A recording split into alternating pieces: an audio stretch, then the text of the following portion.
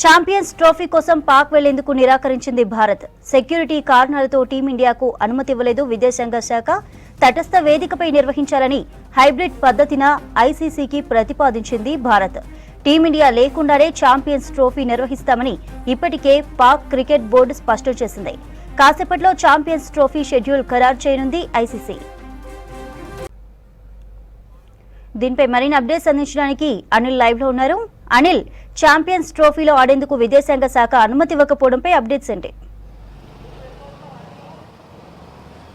Right చందిక, వచ్చే ఏడాది ఫిబ్రవరి మార్చిలో జరగనున్నటువంటి పాకిస్తాన్లో ఏదైతే ఛాంపియన్ ట్రోఫీ జరగనుంది దానికి MEA minister of excellence affairs మనకి భారత్ అక్కడికి వెళ్ళడానికి అనుమతి ఇవ్వలేదు. ఎందుకంటే అక్కడ నెలకొన్నటువంటి రాజకీయ పరిస్థితులు కానీ సెక్యూరిటీ వల్ల అక్కడికి వెళ్లేందుకు భారత్ నిరాకరించింది. ముఖ్యంగా ఈరోజు జరిగినటువంటి బీసీసీఐ సమావేశంలో ముఖ్యంగా ఐసీసీకి 3 ప్రతిపాదనలు ముందు పెట్టింది. ఒకటి అంటే ఈ వచ్చేడాది జరిగే ఈ ఛాంపియన్షిప్లో పాక్తో ఆడేటువంటి మ్యాచ్లు ఏవైతే ఉంటాయో అవి పాకిస్తాన్కు వెలుపలో నిర్వహించాలంటూ భారత్ ఐసీసీకి బీసీసీఐ ఐసీసీకి ప్రతిపాదనలు ఇచ్చింది. 3 కండిషన్లో బాగా ఇది మొదటిది.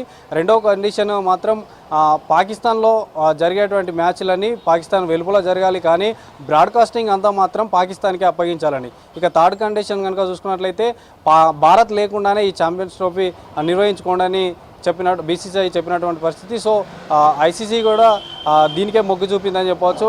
భారత్ లేకుండానే ఈ ఛాంపియన్స్ ట్రోఫీని నిర్వహించడానికి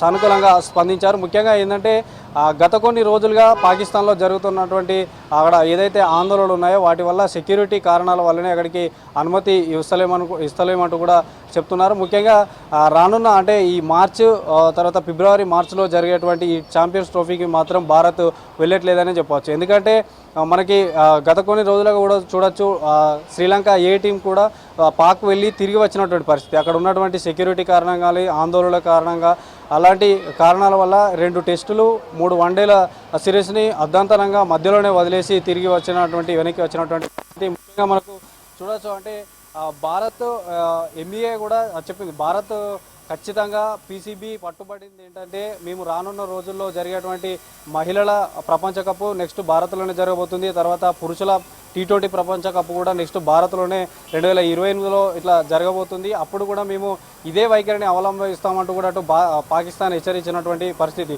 సో ముఖ్యంగా హైబ్రిడ్ పద్ధతినే కొనసాగించాలంటూ కూడా ఇటు బీసీసీఐ నిర్ణయిస్తుంది. కానీ దానికి ఖచ్చితంగా పీసీబీ ఖచ్చితంగా భారత్ పాకిస్తాన్లో ఆడి తీరాల్సిందే. మేము గతంలో వచ్చి భారత్లో ఆడాం కానీ మీరు ఇక్కడికి ఎందుకు రావట్లేదు అని ప్రశ్నిస్తున్నటువంటి పరిస్థితి. సో ముఖ్యంగా మెయిన్గా మనకి మినిస్టర్ ఆఫ్ ఎక్సలెన్స్ అఫైర్స్ మాత్రం అనుమతి ఇవ్వట్లేదు. భారత్ లేకుండానే ఈసారి ఛాంపియన్స్ ట్రోఫీ జరగనుంది.